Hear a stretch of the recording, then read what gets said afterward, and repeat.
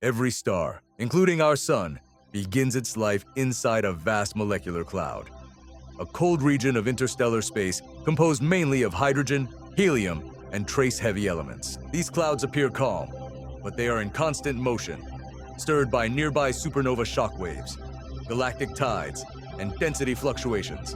When a region inside a molecular cloud becomes dense enough, gravity overcomes internal pressure. This initiates gravitational instability. The collapse rate is defined by the free fall time.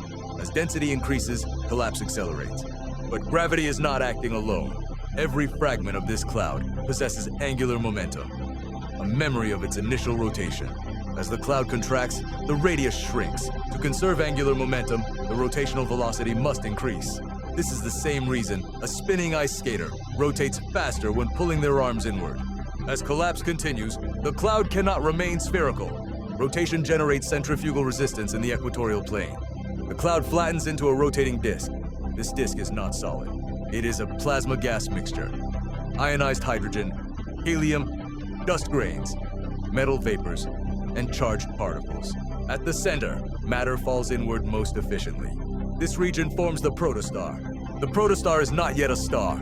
It is a gravitational furnace, compressing material so tightly that temperature and pressure rise continuously.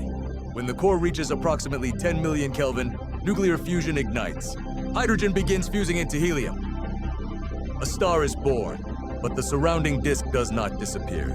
It becomes the protoplanetary disk, the birthplace of planets, moons, asteroids, and comets.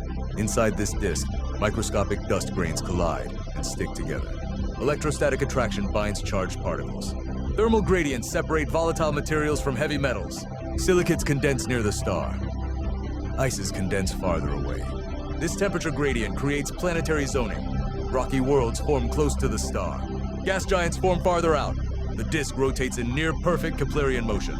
Inner regions orbit faster than outer regions. This shear creates turbulence. Turbulence drives collision. Collision drives accretion. Accretion forms planetesimals. Planetesimals grow into protoplanets. The disk is also electrically active. Ionized particles interact with magnetic fields generated by the forming star. This interaction transfers angular momentum outward. Material spirals inward. The star grows. Jets erupt from the poles. These bipolar jets remove excess angular momentum, preventing the star from tearing itself apart. Over millions of years, the disk thins. Radiation pressure clears light gases. Solar wind strips remaining plasma. What remains is a structured planetary system. Stable, ordered, and rotationally aligned. This entire process is not an accident. It is not a rare event. It is the natural outcome of gravity, angular momentum, magnetism, and thermodynamics acting together. Every planetary system in the universe begins this way.